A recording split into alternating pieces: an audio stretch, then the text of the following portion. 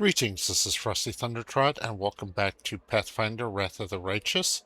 I'm finally going to finish this damn game series, episode 9. Well, I got a little bit of a channel admin to handle right here. First of all, I'm going to change how I record these Pathfinder Wrath of the Righteous. From going forward here, I'm only going to record dialogue, level ups, and boss fights. I'm not going to record all the trash fights and the running across the map and stuff like that anymore. Number 2, all my farming simulator content is being moved to my real-life homesteading channel, Thundertrot Permaculture. So, with that said, let's get to it. Alright, it's been a few days here, so let's see where I'm at. Looks like I do need to sell. And I'm going to buy a bag of holding over here from the bartender.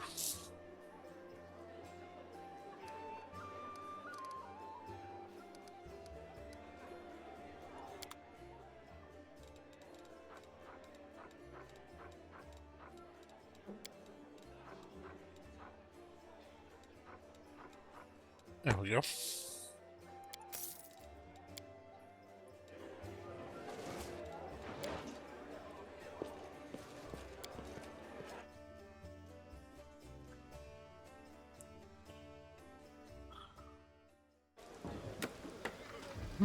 I'm gone. So I'm gonna go and work on my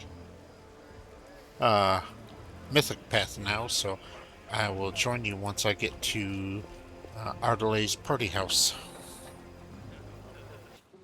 Okay, the uninvited demon guests have been dealt with.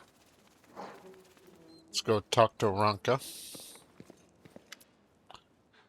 Aranka, thank you, stranger, for saving us from demons, and for your timely entrance. I swear, I don't know who has enraged me more today, the demons or the oh-so-affable master of the house.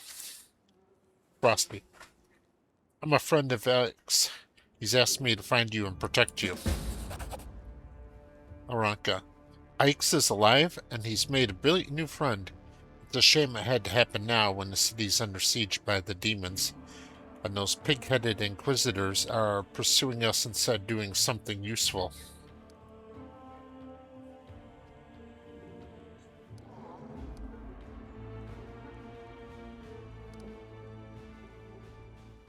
Frosty, do you know where the third of your group is? Aranka, Wallflower, no idea. If he knows about the demon attack, he won't just hide away. He'll go out and try to help people. If he doesn't know, well, you have no chance of finding him. He's a pretty skilled mage, but I doubt he'll risk using magic. He'll probably do something the Inquisitors won't expect. Pose as someone. Disguise himself. We had a great selection of masquerade costumes in the temple. I know. I'll tie my shawl around your arm. Wallflower gave it to me. He'll spot it right away and know you're a friend. If I were you, I'd look for him in Canarbus Market Square.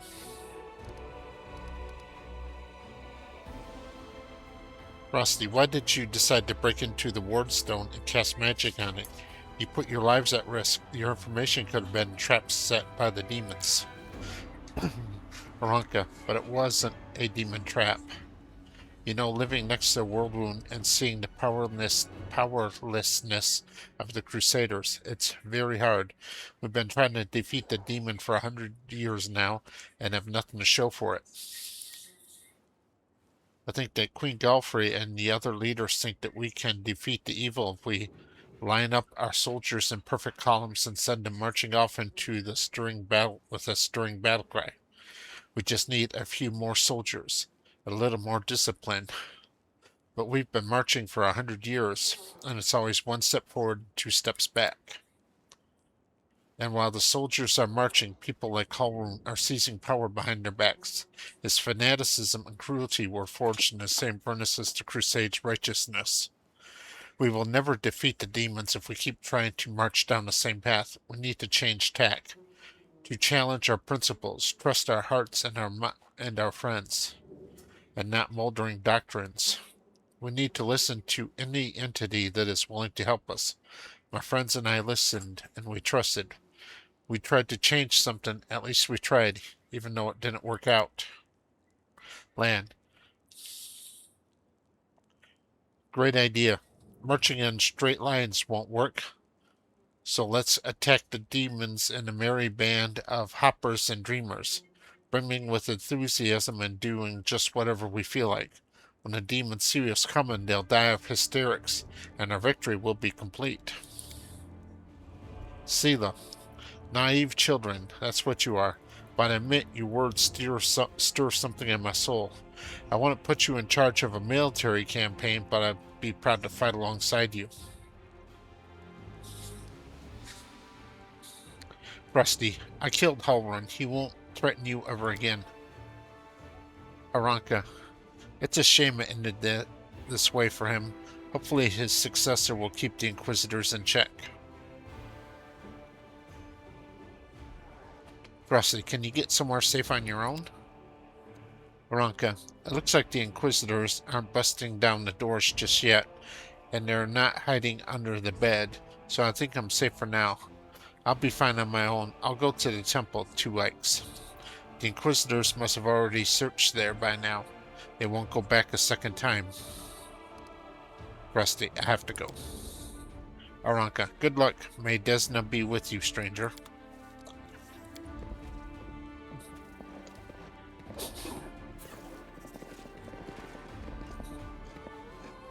Let's talk to Darren. Greetings, valiant stranger who has just burst into my life. I am the master of this house, Count Daron Kale, myriad mellifluous monikers Arunde. No need to introduce yourself. I find remembering insignificant details, such as the name of passing acquaintances, such a bore. Oh, great. You and Ninio should get along just fine then. Wow. Bona fide blue bloods and unparalleled aristocracy. All this makes me itch to do something really crass. Ooh, like blow my nose on the curtains. Alright. Recruited Darren. Now I'm going to head back to the market square. I'll see you there. Alright.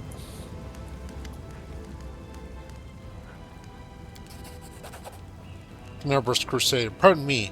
I saw you with that shot. Does that mean you're a friend of Aranka's? What am I saying? Of course it is, so...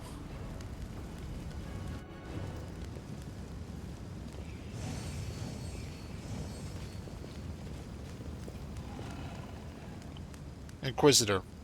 Adept Thrall of the Temple of Desna. You are under arrest for suspicion of treason and aiding the demons. You have 1 minute to come quietly.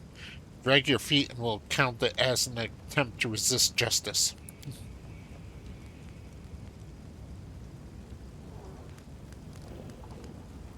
Rusty. Demons are running amok all over Canabras, and now is not the time for settling scores. Inquisitor. On the contrary, now is the perfect time to catch the demons. Accomplices while they're over the continent and letting their masks slip. Rusty. You are torturing this poor boy for nothing. I can't stand for this. Inquisitor. We are following orders and acting for the good of the city. The troublemaker must be arrested. Be careful, everyone. Yeah, well...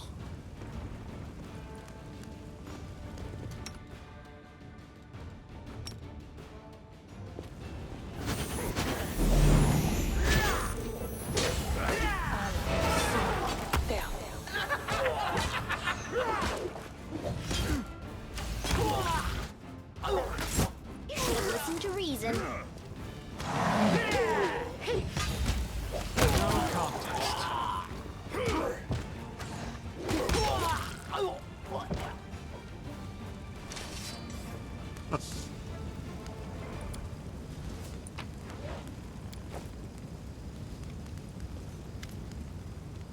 Thrall.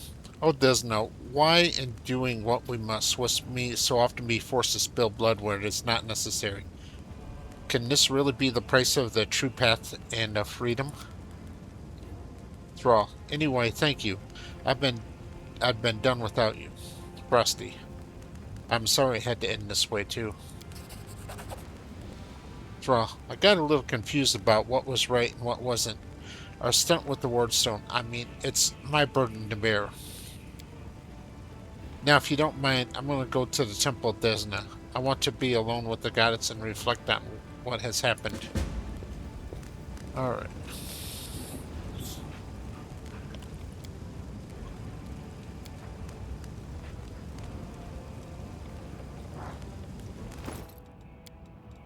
Heal up Tandem. He's Death Touch, so I have to use harm spells to heal him. There we go.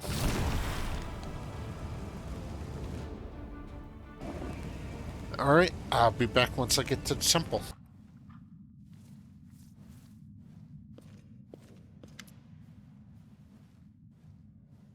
Ikes, if it isn't a rescuer, it's good that you've come. Sit with us. Frosty, I'm pleased to see you're all fine, but there's still much work to be done in the city. Ikes, that's true, but can we give you a gift before you go? We want to give this to anyone apart from the person who bravely defended us from injustice. The injustice inflicted by the people who should be pillars of law and order in our city. Aranka, our gift is a song. We call it Starward Gaze. And it comes to us from the true servants of Desna, from her domain in Elysium. The song can gift a soul with renewed vitality. Just listen. Obrig, a song bestowed from above is a generous gift.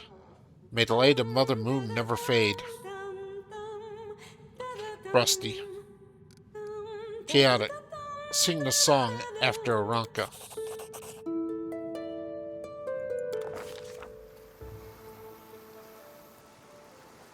Day 18, month Ardos, year 4715. When the music stopped, Frosty finds himself in a place that looks nothing like the ruins of Canabras. It all happens in the space of a blink. He closes his eyes in one world and reopens them in another one entirely. A delicate twilight envelops this new world, with streaks of moonlight breaking through the gloom. Frosty is standing in a shallow stream, murmuring water deep in the forest. There is no one else around. Garlands of unfamiliar climbing plants twine around the trunks of gigantic trees, and dangling from their branches are vines woven into what looks like remarkably like swings. A carpet of fragrant grasses spreads out at the tree roots, with islands of phosphorant moss. Okay, so that means basically glowing moss. And lichen dotted here and there. Small, smooth stones with a strange mirrored surface are scattered across the stream bed in which Frosty is standing. The stones catch the light shining down from the heavens, making them gleam silver and making the ordinary little brook look like a stream of darkness carrying the sparkling of stars through the night. Frosty is sure he has never been to this place before, and yet it all feels so familiar.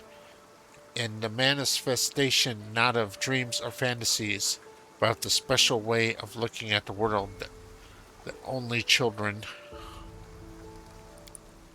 possess. When a glint of light reflected off a piece of glass becomes a fallen star, when an oddly shaped stone can be a remarkable artifact, and when even a shadow or a twist in a path promises mystery or an incredible adventure, a single glance into the forest stream brings this feeling rushing back. Realizing this, Frosty, I gotta say, I'm getting better about reading out loud again. It's a skill that I had completely lost since I really haven't done it since I was in elementary school. Unhurriedly makes his way along the stream bed, taking in his surroundings. The whimsical twisting stream runs through the silent forest, and Frosty unhurriedly strolls along it.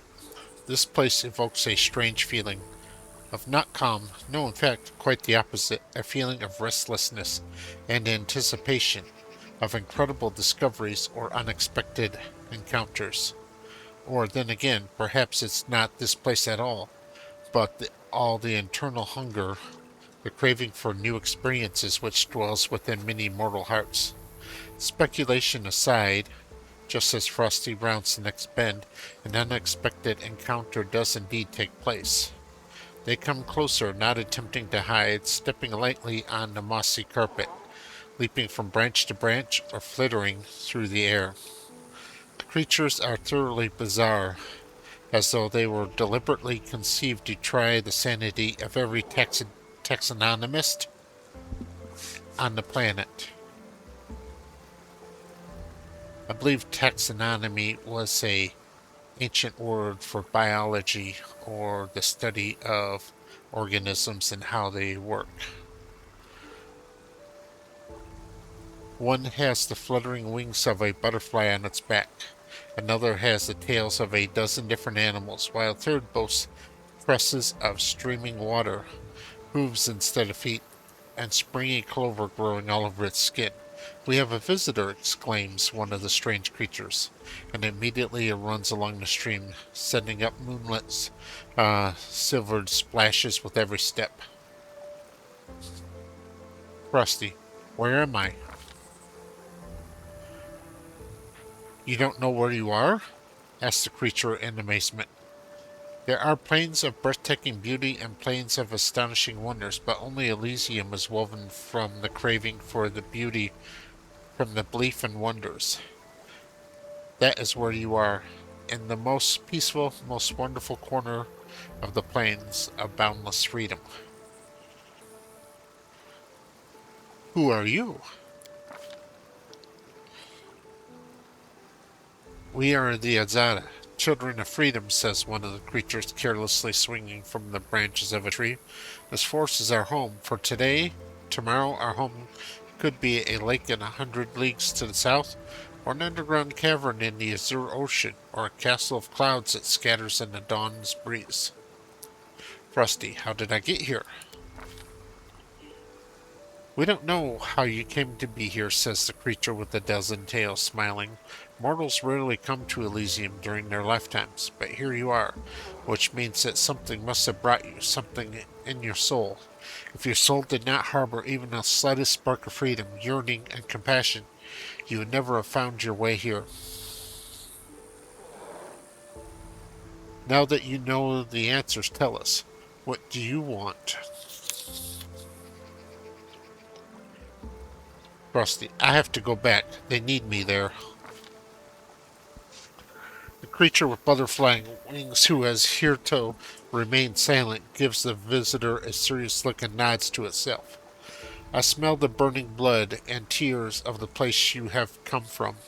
It clings to you. It is right you don't wish to turn your back on the suffering of those you left behind. None of us children of Elysium would do such a thing. Go back and be a bulwark against evil and strife. Your path is true. But would you like to take something from this place as a memento? The question hangs in the air, and through the words that Frosty utters next are merely words, not a spell or a military command. They seem to have equal bearing on destiny and life. Good. Requires a zytometic method class. Yes, I really want to. The Azadas draw closer. Take this memory with you. Take this light. Take the knowledge that any pebble struck by a moonbeam can be equal to any star. Take the understanding that you cannot fight evil with clever plans until you have conquered the evil within your soul. And your soul cannot be cleansed of evil if it is not free. Take our song. Remember it. It may help you, but only when you are true to that which brought you beneath this sky. Ikes, what just happened? For a second you were surrounded by light, and we heard music, like the music of Elysium itself. Frosty, I had a vision. I was in Elysium, and the Azada spoke to me. Ikes, I swear it's a sign that Desna herself has turned her gaze on you. Aranka, you helped us protected Wallflower from the Inquisitors, even though it wasn't your responsibility. The goddess couldn't fail to acknowledge such a noble soul. After all, we might be getting ahead of ourselves here, but there are many powerful entities in Elysium besides Desna. But of course there must be a reason for it. I'm so glad we met you, friend. And not just because I'd be suffering at Inquisitor's hands right now, but if we hadn't. But also because you helped me overcome my doubts. Ikes will always remember you no matter what. Okay. Let's do a quick loot here.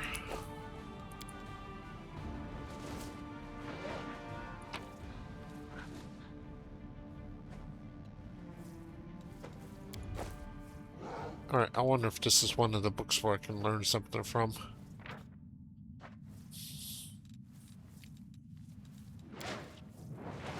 Alright, I'll pop out and I'll be back at the next significant event. Alright, here we go against the Shadow Demon.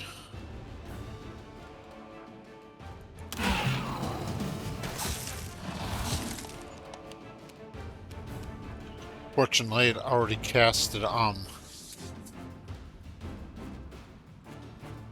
protection from cold communal on myself.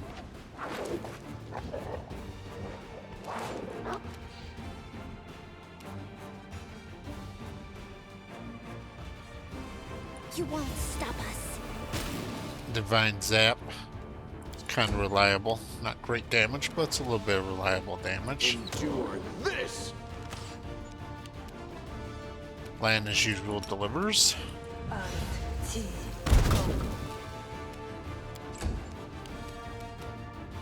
Aim carefully.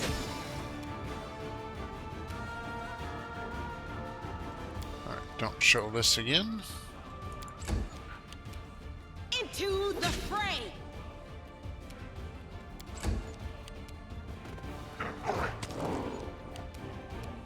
They don't know how fragile they are.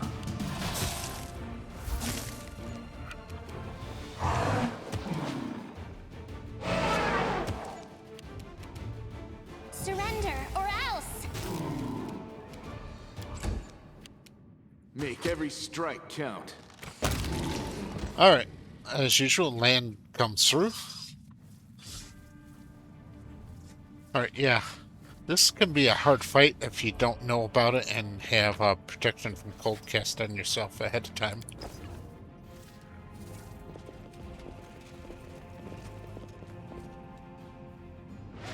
And your reward for doing it is a loot chest back here behind this blockage. I guess that's not how it's done. I feel tired.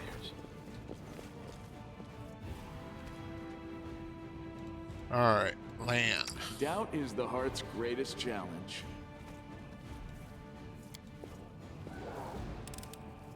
Thanks, Lan. You're so awesome, Lan. And the loot here is a pretty nice composite longbow. Whenever this +2 composite longbow confirms a critical hit on the enemy, the target must pass a will saving throw DC 20 or suffer a curse. The cursed creature suffers -1 penalty to will, -2 to fortitude, and -3 to reflex saving throws. It can be removed with a remove curse spell. So this is much better than Finian, at least at this point in the game. Finian probably does become better later on.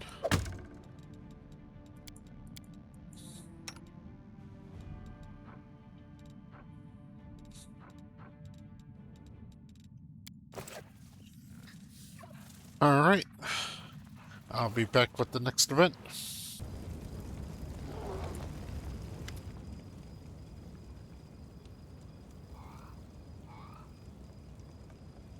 Frosty. Hey, who are you and what are you doing here? Churl. Oh, phew. I thought you were demons.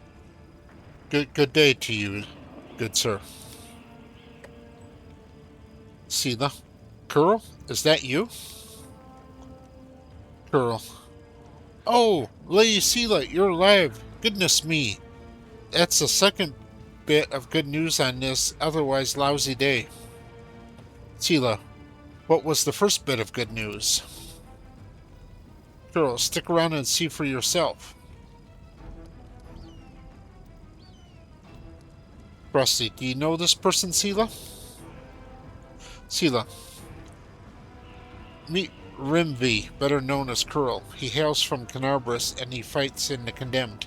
He's one of a kind, a rogue of the Heart of Gold. Curl's, it's probably none of my business, but you should ask yourself if what you are about to do is right. Curl, I didn't. I just thought, oh, it doesn't matter.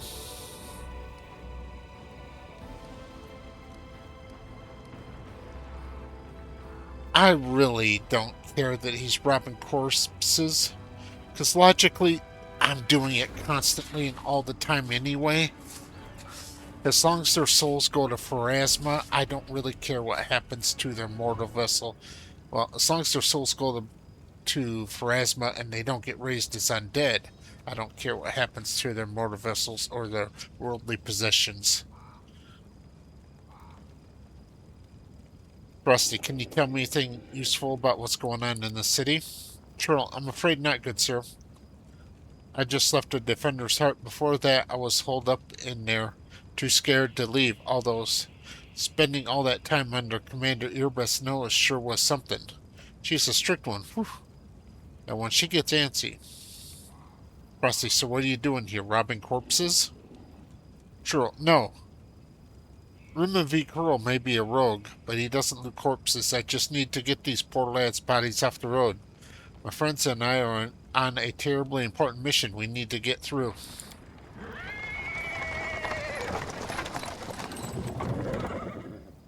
He's interrupted by the sound of wheels rolling on paving stones. A cart drawn by a sad little horse appears from around the corner. A pretty half-elf is driving it, and a young man in knight's armor is walking alongside.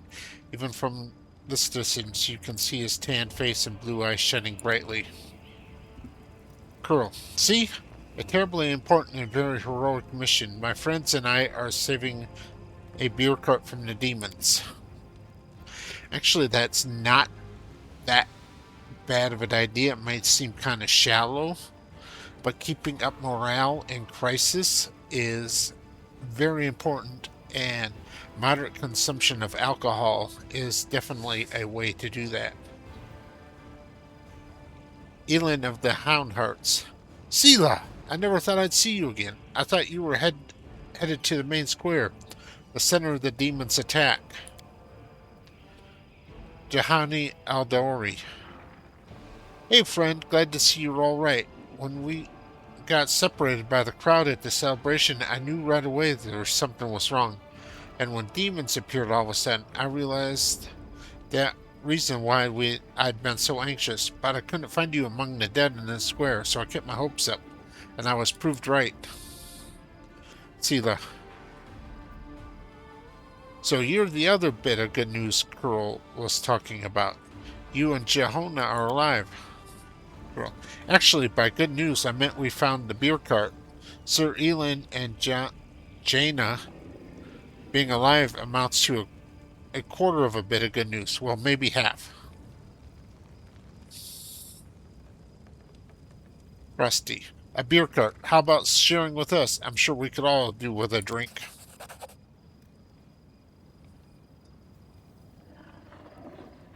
Jehona Aldori.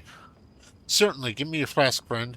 And if you walk with us to the Defender's Heart, we can have more thorough sampling of the spoils there. Elaine of the Hound Hearts. Jaina.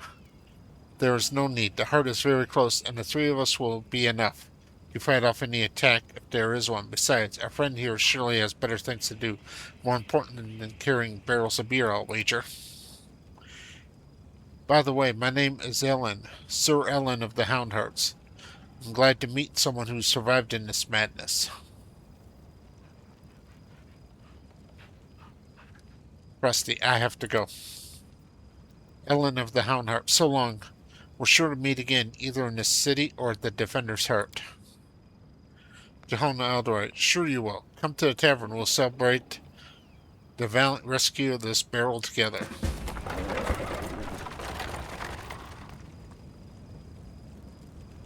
Okay. Alright. I'll be back at the next event. The Defender's heart greets you with an unexpected liveliness. Beyond the walls of the tavern, the once bustling and festive city lies in ruins, but somehow none of that can be felt within these walls. The people in the room are talking, laughing, raising toasts, even softly singing. It does not look like a typical tavern revelry, but nor is it the grim vigilance of recent days. Sela. Frosty, come!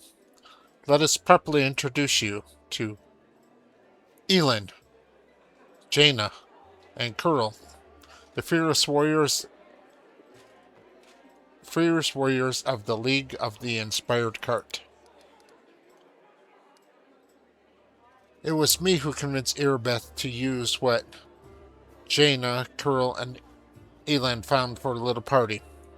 If you look out the window, you might think the end times have come and the abyss has devoured us all. I thought some simple pleasures, good food, and good company can help keep the gloom at bay. That is a very good idea, Sela. Frosty, good. I understand. We need to continue living and fighting, however hard that might be, even amidst the chaos that has befallen the city. Ellen, allow me to declare my support for Sela's decision as well. Experience tells me that we should shed no tears until after our victory. If we start to mourn the fallen while the battle is still raging, we'll be jeopardizing all of our efforts. Now's the time for rest. We'll bury the dead after the last demon has been driven from Canarbris. Jaina. Hey, are you just going to sit there with glum faces? I say we get to know each other a little better, so we have better reasons to toast.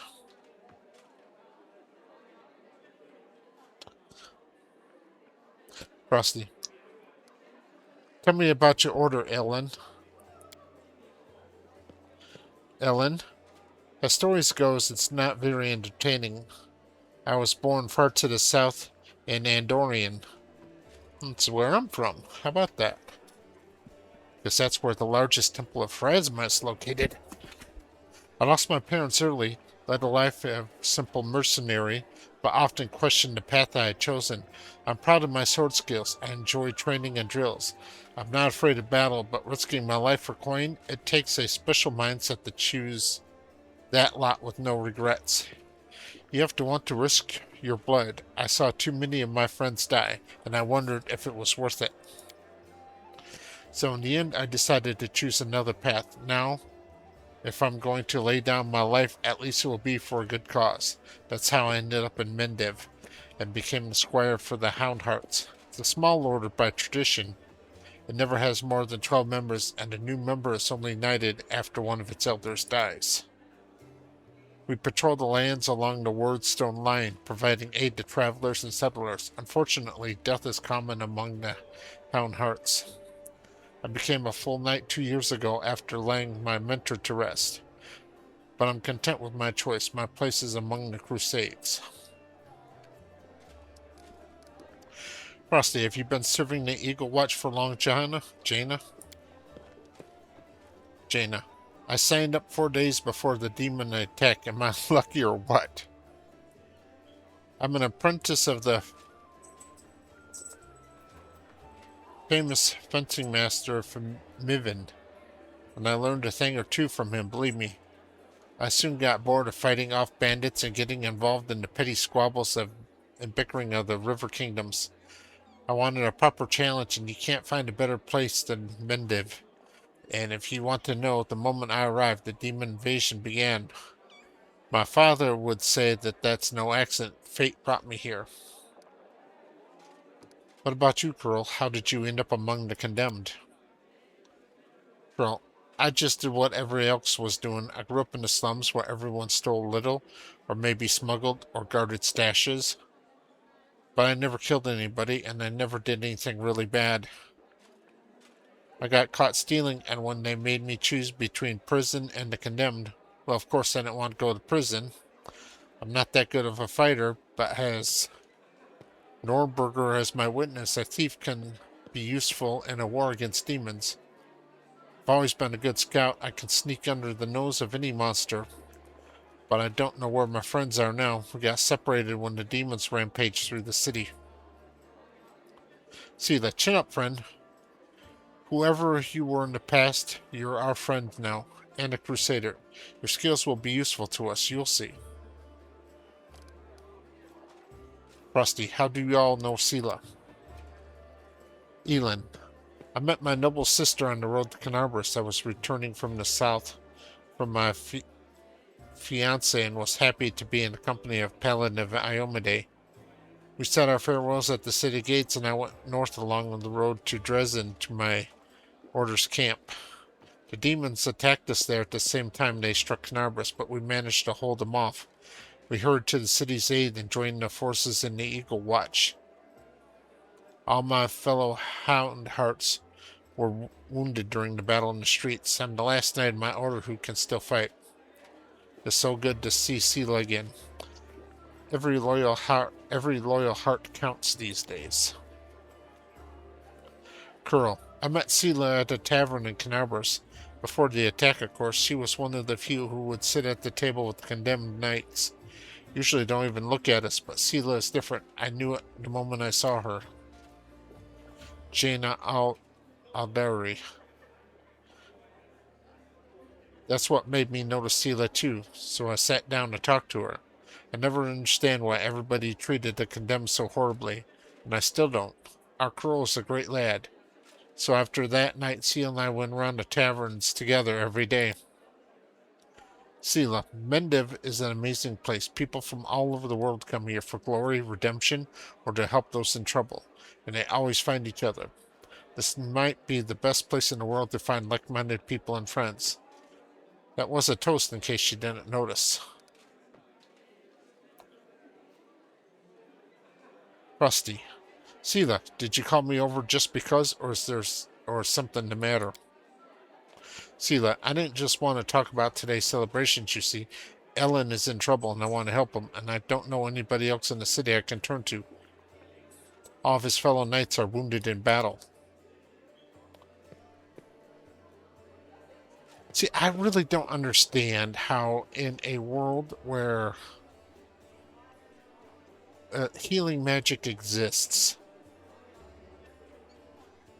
And right now, trust me, if there was any sort of knight around that was wounded, I'd be more than willing to give him a potion or cast the healing spell on him. How can you be wounded?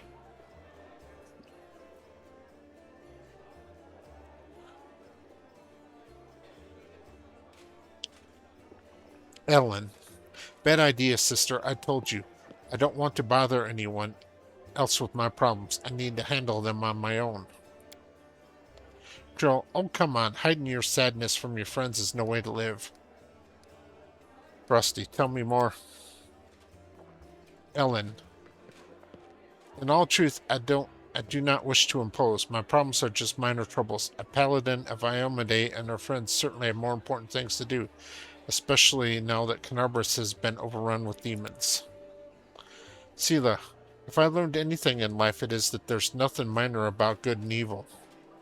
Take the three of you, for example. It seems like all you did was save one cart from some lesser demons. But look at how many people are happy now. That feat will never be sung of in songs, but who knows, maybe thanks to this one joyous hour of peace and rest, the defenders of Canarbris will find the strength to protect the city. I talk too much, don't I? Well, Sir Elin, I want to help you, and my reputation as a holy warrior of Iomade won't suffer if it's more of a minor adventure than a glorious feat. Ellen, all right, I'll explain. The life of a crusader was given me more than just a purpose and a chance to serve a righteous cause. When I abandoned the life of a mercenary and came to Mendiv, I gained something else I never expected. It's here that I met May, of all ladies here, forgive me, the finest girl in the world. As a miracle, she found any love in her heart for a bungler like me. But I'm not about to let this miracle go. Not even the demon lord Discari and all of his demon army can stand in my way. That's a man. Ellen. Luckily, my beloved is now safely away from Cannabis. For half a year, I've been getting up my courage to propose to her. I even ordered a ring from Derek Sunhammer, the best jeweler in Mendiv. Independent nightly orders live mostly off donations. I'm not what you would call rich, but I so want to make Kina happy. Oh, and it took me 3 months to find a jewel with the same shade as her eyes, and twice that long to scrape together enough money. Master Derek's work was worth it, but I lost the ring during the demon attack. I'll probably never find a worthy replacement. Sela. The ring is most likely still at the Houndheart's camp outside the city. Ellen and his friends didn't have time to pack up their camp. First the demons ambushed them, and then they rushed off to help Canarbris. I think we should at least go there and check. Not right now, of course, but once the situation in the city's under control. Frosty, fine. I will help. Sela, thanks for agreeing to help. Ellen is a good man and a true knight. I think the world should repay those who are so devoted to doing good. Let's help him, so he can propose to his beloved in the way he wants. Jaina. Sela, I hope you can convince Irbeth to let me go with you when you do this. I don't want to be parted from my friends.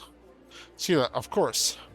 If the League of the Inspiring Cart has come together in this dark hour, we must continue onwards together. Alright. Now I need to get a resurrection scroll from Visme. Actually, a scroll of raised dead and a scroll of restoration.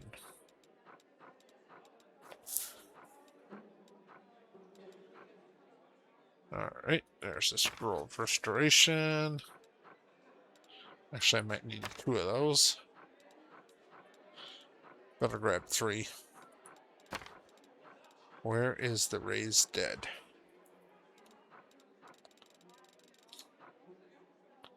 Scroll of...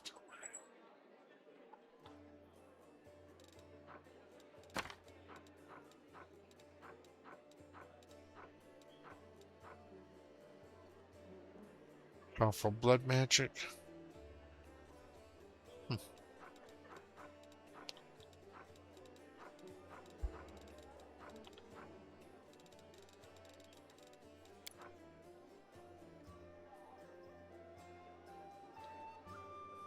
There we go.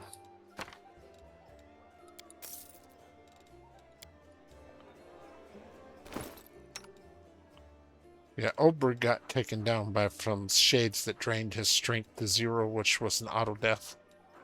Alright, so...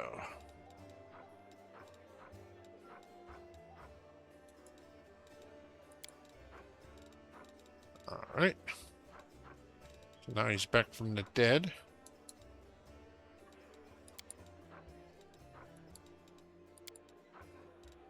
Okay. Go ahead and level up Darren while I'm here. Oracle.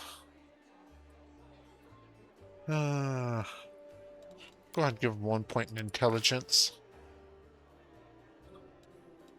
So, knowledge arcana.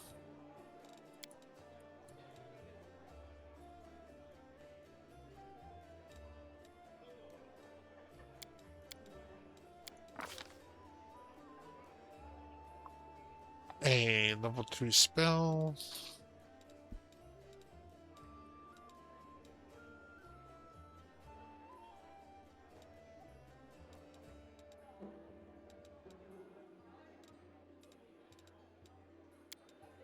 Bone checker, that's fine. Alright.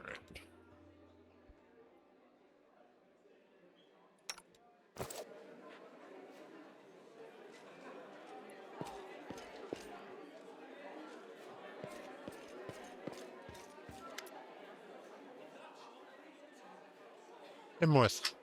I thank you for saving the esteemed citizens of Canabras, even though not all of them deserve to be saved. May Iomade forgive my words. I don't really mean that, of course. It just never fails to be astounded by the way good people seem to perish while the not so good people prove to be incredibly amazingly enduring. Frosty, even so, the Count did offer me his aid. He can't be all that bad.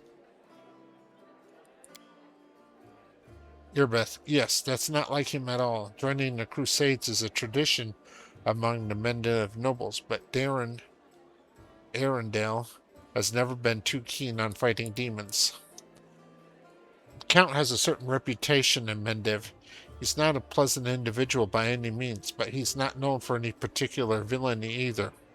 The Count enjoys the life of leisure surrounded by a gaggle of sycophants who are always eager to badmouth the Queen at his commands. He likes settling scores, too. There was a hero of the First Crusades, Sir Lant, a kind and honest man. After the end of his glorious career as a soldier, he became a wise mentor to the younger generations. He ran afoul of the Count somehow, perhaps by lecturing him about the idle lifestyle and lack of purpose. When Sir Lant died, the Count managed to buy a portion of his estate and ordered the knight's helmet to be reforged into a chamber pot. Okay, that is so wrong, but also so amusing. And of course, he didn't help keep his little, and he didn't keep his little joke private. The Queen was particularly affronted by it, because Sir Lant used to be her most loyal commander-in-arms. I was there receiving an assignment from Her Majesty and witnessed the exact moment she found out about the helmet's fate. It's a small thing, but I could see the Queen's anguish at the travesty that had been made of her friend's legacy. That is what our Count is like as a person.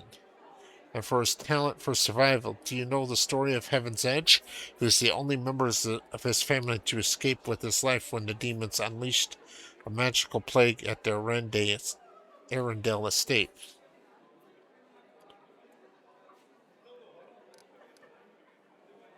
Frosty, can you tell me more about the events at Heaven's Edge? Irbeth, I don't know the details. It happened a while ago, back when I was a mercenary and had nothing to do with Canabras. I only know that there was a grand feast in honor of Darren's birthday.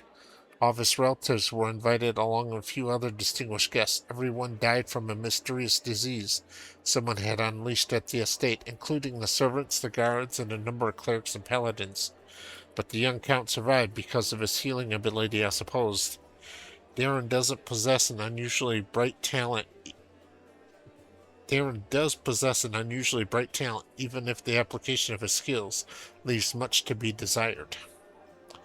Frosty, why is he trying to provoke the Queen? Erebeth, who knows? It could be some family matter. The Count is Her Majesty's cousin, twice removed or something like that. But I think he simply enjoys infuriating people, Crusaders and Iomede's servants especially. Frosty, thank you for telling me all this. Erebeth, my pleasure. I'm sorry you had to endure my grumblings. Watching these things happen in my city has put me in a foul mood. Frosty, I found Johanna Aldori like you asked. Erebeth, yes, thank you. It's good to have her back. We need every fighter we can get. I suppose it's asking too much to want fighters that are sober as well.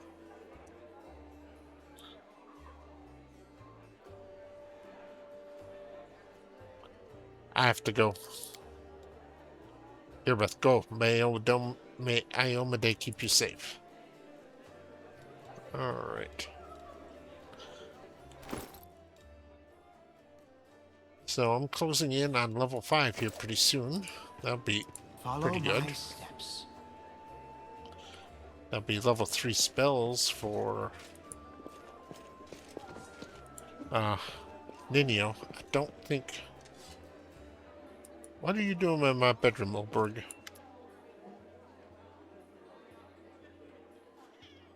Oh, hey there. Just the lad I want to talk to you. To your health, by the way. Asked around about this here city and about the whole hubbub, and you lot, who you lot are fighting and why. The more I hear, the less I understand. So you weren't lying about Canarbus and the demons invading. Everyone from the tavern keeper to a knight has given me the same hokum. They all say Socorus was burned to the ground by a bunch of Ugalins 100 years ago, and Canarbus, that god-forsaken village the size of a pig's snout, was turned into this massive fortress to defend against them. Which means I must have slept for 100 years and I didn't notice a thing. So what am I to make of this? Am I the barmy one or everyone else? Or maybe we've all been bewitched by fire and are living in the yarn they're spinning. Talk about a doozy. Rusty, I want to ask you something. Oberyn, oh, that's right. I had a question of my own to ask you. Explain to me plain and simple back when we met first. What was all that about? How did I end up in the fortress with all the books? Why did I wake up right when you came? This is horse feathers. Rusty, the real horse feathers in here is how many questions you're able to ask without pausing for breath or letting me get a word in edgewise.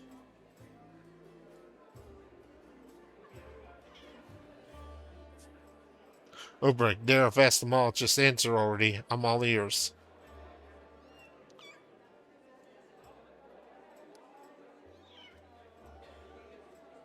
Rusty, that griffin statue had stood in the library for decades. Oberyn, does this mean I was napping inside the statue that I woke up? Me was probably the grasshopper god, smashing this city with his sickle? I'm a heavy sleeper, but no one could have slept through a whopper like that. No, it still doesn't make a lick of sense.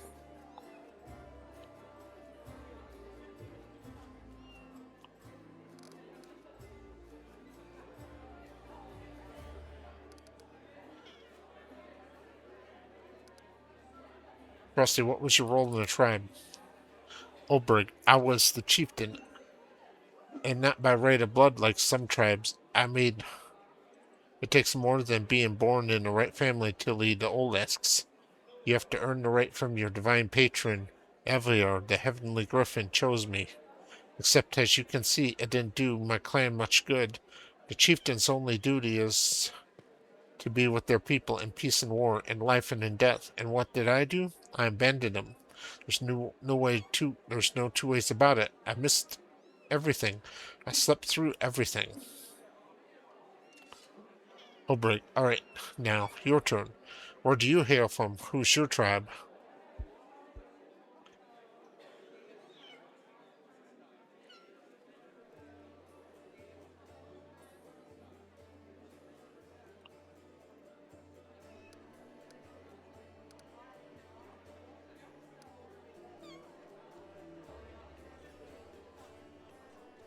Of course, I have a custom backstory,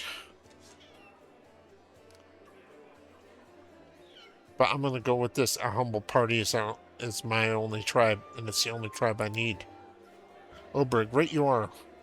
When you're left all alone, all you can do is huddle together with the other orphans and castaways. I used to look down on people like that.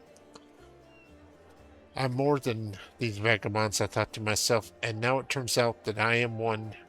Well, if that's how it is then. No, I can't call your brain my tribe, I'm sorry. But I will guard you like the mother bear guards her cubs. We might make it out of this mess yet. Alright, Frosty, thank you for your answers. I have to go. Alright.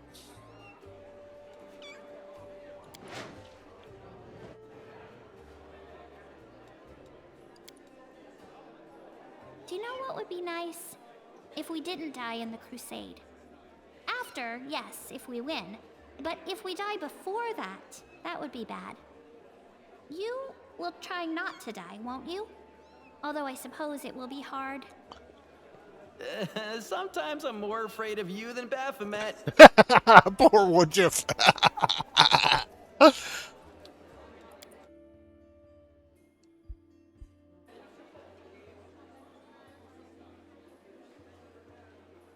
What? Demons were killed recently, no doubt about it, but it's not clear if it happened here or the bodies were brought here from elsewhere. Right. Okay, so this messenger's standing right here tells me that we're about to do the Battle of Defender's Heart. So we're sitting at 1 hour of recording right now, so I'm going to end this episode right here. Thank you very much for watching.